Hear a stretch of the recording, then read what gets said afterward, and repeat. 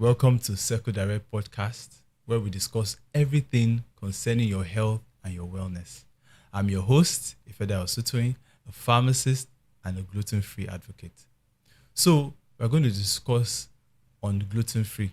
But before we start on that, you remember very well that on our last episode, we shared so much on gluten-free issues and food allergies. And I actually also made you know that I had a personal experience with this. So that's why it's a discussion that I want us to continue on. So, but for today, we're going to shed more light on wheat allergy and people that live with such conditions, and also how you can even manage this condition so that it will not affect your lifestyle negatively. So now, let's define what wheat allergy is. Wheat allergy is actually a case whereby your own body produces antibodies against the protein that is called gluten. And we know gluten is actually the protein that is found in wheat. Now, this gluten, in as much as people have been saying gluten this, gluten that, gluten is not really it's actually not a bad thing.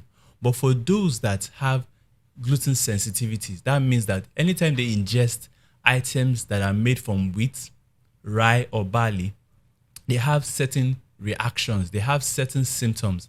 Such symptoms that can arise from this are symptoms such as itching, swelling of the throat, tightness of the chest, breathing problems, and of course, these kind of things bring a lot of discomfort.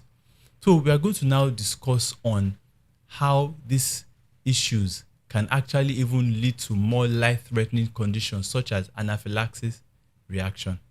Anaphylaxis reaction is quite life-threatening, like I discussed, in as much as when a child or an individual ingests anything that has gluten, it can become fatal.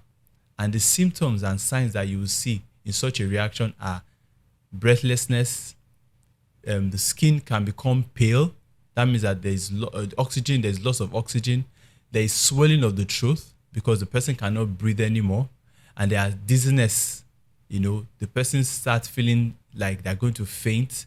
So, you that they are having issues with whenever you ingest things like your confectionaries, you notice that anytime I ingest confectionaries, I'm already having itchy throat, or I have inflammation on my skin, or sometimes you're even feeling dizzy. You have to watch out. In fact, it's even advisable that you go and see your doctor to run some food allergy test on you. So now, after we've discussed wheat allergy, there's another condition called celiac disease. Celiac disease is sometimes confused with wheat allergy. But the difference is that for celiac disease, this is more associated with your intestine, your small intestine. Celiac disease is more to do with people that have what we call, anytime they ingest gluten also, immediately they ingest it, it irritates the stomach lining. So once the stomach lining is irritated, it can start leading to malabsorption issues. So, I don't know whether you might have heard of this thing they call leaky gut syndrome. In a situation whereby after you have ingested your food, because you have ingested a food that also has gluten in it, it starts to cause holes in your stomach lining. So some of the food you ingest is not properly absorbed. It goes into your bloodstream. So it can start leading to cases such as diarrhea, nausea, abdominal cramps. Some even have dizziness also. And in some cases too, it can be a bit fatal in that when you start having diarrhea and stooling and it's uncontrollable, you can become dehydrated and you can lose essential body fluids. And as much as we've discussed it, these are things that we have to really watch out for. Now, I'm going to actually let you know that, yes, you have wheat allergy. Yes, you might actually even have celiac disease, but even if you know this, do you still know the necessary information that will guide you, especially when it comes to your diet? So we have to now watch out for the things you must not ingest. A lot of people don't know that things like noodles are made from wheat, so we must not ingest them. Then we have your pastries, like your pies, your donuts, your cakes, your bread. These are things you must not ingest. Then yes, for those of us even in Nigeria that we take semo, yes, you heard me right. Semo has gluten, and yes, also pizza they use a bit of semolina to make pizza. So if you are someone that loves your semo, you want to use it for your swallow, and you have wheat allergy, you must abstain from it.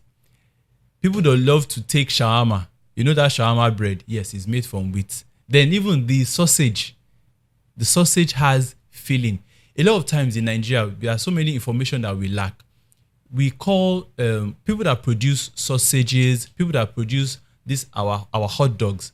There's these things they call fillers.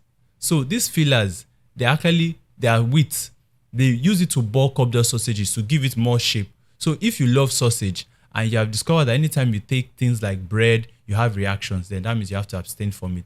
Then your seasonings, you know the different brands you have in the market. Sometimes some of them actually contain wheat also. They use them as bulking agents. Our sauces, that is like tomato sauce that you buy in your jar in the supermarket, canned foods. There are sometimes you will see things like your, I think, corn. It might even be a spaghetti sauce. Anything that is canned, you have to be very, very careful. You must come to understand that some of these canned products they have wheat in them.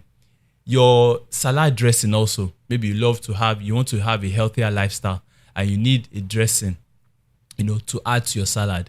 Some of them also contain wheat in them. So these are things that you must become aware of them when you go to your market to buy. Then also, you'll be surprised, your dairy products, things like ice cream.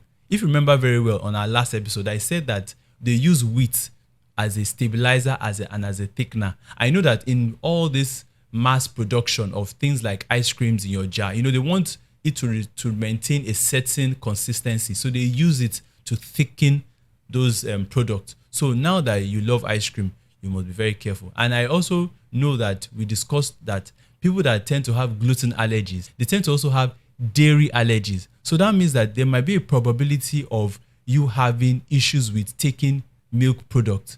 So if you have gluten allergies and you are noticing that, okay, I don't take wheat anymore, I don't take pastry anymore, I don't even take semo as a swallow, but yet sometimes if I just go out and have my ice cream, I discover that at the end of the day, I'm having some rash, I'm having some itchies. That means that it might be actually, you might have dairy issues also. So you must abstain from that. So these are the necessary things we must become more aware of. But you now be wondering that, oh, okay, they said I have this allergy, I have this one. So what am I going to eat? At least, am I not going to survive? I'm not going to let you know that in Nigeria, we have a wide range of options for you. Things that you can use that, in fact, you might not even miss out on the so-called wheat that everybody is using. It's just that, unfortunately, in our environment, it hasn't come to light that eateries can use these things for making their pastries. So now you want to start making these pastries. You want to make your homemade bread. You want to have pancakes for your Saturday morning breakfast with your children. And you're wondering, okay, what kind of flour can I use? You can use rice flour to make pancakes. Yes, you heard me right. You can use oat flour for your cookies, for your baked goods. You can even use our common tiger nut flour. Yes, a lot of people use tiger nuts as a drink, but you can use it for baking. People that love what we call parfait, that's your yogurt parfait. You can get your tiger nut, you can get your oats and make it into granolas. Then we have your tapioca. Your tapioca is a popular drink that we normally have during our festive periods, such as Easter. You can use them for baking. But the thing about tapioca is that because of the consistency when it's used, so you have to combine it with other type of flours. Then we have acha. Acha is it's a superfood for me because it is highly proteinous. It's rich in fiber, So it's something that you can use for baking. You can use it for your chinchin. You can use it for your cookies. Then we have your corn flour too. Your corn flour, let's say for instance, you want to make a sauce and the sauce calls for a thickener like your wheat, but of course you are already having gluten allergies. You can use your corn flour for that. Then sorghum and millet. These are things that are very popular in Nigeria. A lot of times we just use these things. We take them like your what we call pap in Nigeria. You can use it for baking. That's what a lot of people don't know. So many of these things you can use for baking. Now, a lot of people might be like, okay, I don't like this one. I don't like that one. Are there other options for me? So I'm now going to tell you about the ones that, though not locally grown in Nigeria, sometimes you can actually find them in some supermarkets in Nigeria. And if by chance you travel a lot, you can buy them abroad. Now, we have almond flour. Almond flour has even become very popular. It's seen in major supermarkets in Nigeria. You can use almond flour for baking. Then we have another flour that is called buckwheat. Now, you heard buckwheat. It is not, there's no wheat in it. It's just the name. You can also use that one for baking. Then you have your teff. Teff is actually used by the Ethiopians. They use that for there's this particular kind of flat bread they use for making they use when they're having their meal times. So you can also use that. You can even use that teff if you find it at your supermarket in Nigeria. You can use it for making the type of flatbread that we use for shawarma. So if you're someone that loves shawarma, but now that you have gluten allergy, you can't take shawarma bread anymore, you can use teff for making it. There's another flour that I forgot to mention. That is coconut flour. Coconut flour, you find it in Nigeria. You can even go to the market, make your own coconut flour yourself. Just buy it, deshell it, and shave it. After shaving, you would of course spread it in your oven, let it dry. After it has dried, then you can grind it into a fine powder. The beauty of all this is that it's so versatile. You can make all sorts of things, but there are some drawbacks also. Using these different kind of flour options has its own challenges in that sometimes when you bake with them, the consistency is not like your wheat flour. Your wheat flour, the gluten in it is very, very essential in that it gives it its elasticity that is necessary when you're making bread. It also helps to allow our dough to bind properly. So these are the things that are lacking in things like coconut flour. Coconut flour is very light and it crumbles easily. Then even things like your tapioca flour, it can become too chewy and you might not like it. So you have to start using other items to make them bind properly. So there's a popular product you can find in the market. It's called xanthan gum. Xanthan gum is like a binder. That's what we call it. So whenever you add xanthan gum to your product, it will make those things bind. Then if you are finding it difficult to get xanthan gum, you can include egg. So now you're going to make your pancakes. Add more eggs to the pancake batter so it will hold its form. Then of course you must ensure that you add more liquid into the batter you're going to use. Now there's something else I'm going to now lay another emphasis on, and that is labeling. For most people that are on the gluten sensitivity, having gluten sensitivity issues, a lot of times now that they know that they can't take wheat, they can't eat small chops, sometimes they don't know that even the products that they are buying in the supermarket, some of them still have gluten in it. So I'm going to now lay emphasis on labels. You must learn to know how to read your labels very well. So the first thing you must watch out for is things that are written in bold letters. That's one of the easiest ways. So you might have children in your house that love cereals and they are gluten intolerant or they have gluten sensitivity. Just go back to the ingredients in the ingredients section. Wherever you see things that are highlighted in either deep red or black, that means that they are trying to draw your attention to such items. So once you see that it has bold colors, they would have written it there that these items are allergens. So if the bold colors are things that you don't take, then you just have to abstain from it. Then you also look at the ingredients. You already know that the ingredients that have gluten are wheat, rye, barley. So if you see any packet that already shows that this item contains these ingredients I've already listed, then you abstain from it. So another thing that you must look out for is if the package says gluten-free.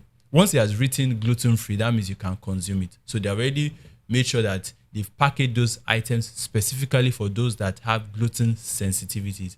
Then one other thing that I must mention is when you're having your beverages. You know that sometimes a lot of people also don't realize that you can have wheat derivatives even in the things we drink. Now your beer, surprise, is made from barley and barley has gluten. So if you're someone that loves beer, then that means you have to stay away from that, right? Then things like your beverages that has malt in it also. Malt has like a gluten in it. So anything that has malt, malted drinks, malt flavor, malt vinegar, malt extract, you must stay away from it. In fact, I must tell you a personal experience. When I was those days when I shop for my son, especially when we are looking for cereals for him to have for breakfast, we discovered that anytime he takes cornflakes, immediately you have a rash. So I became concerned that, but cornflakes, I mean, corn is gluten free. So what's the issue? So I did my research and I discovered that all our brands out there have what they call malt flavored corn flakes. I now did more research and I discovered that malt is actually gluten. For people that have gluten sensitivity, they should stay away from anything that has malt extra. So if you are going to buy your cereals, whether it is cornflakes, whether it is cocoa, whatever brand you're buying, once you see malt extract or flavored with malt, then you shouldn't go for it. Then some beverages like your cocoa drinks that you give your children when they are getting ready for school, once you see anything like malt flavor, you must abstain from it. I believe that, we've had an amazing time, from everything we've discussed today. I know that today was very enlightening. And I believe that a lot of us, you have become more aware of the things you must take and the things you must not take. So remember very well that, as we have always discussed, anything you want us to talk on, any topic that you are interested in, please drop these suggestions in our comment section. Always also make sure that you like our page, subscribe to our channel, and share with your friends and family. So on this note, we've come to an end to another amazing time on our Circle Direct podcast. Your health is in your hands, so do take care of it and have an amazing day.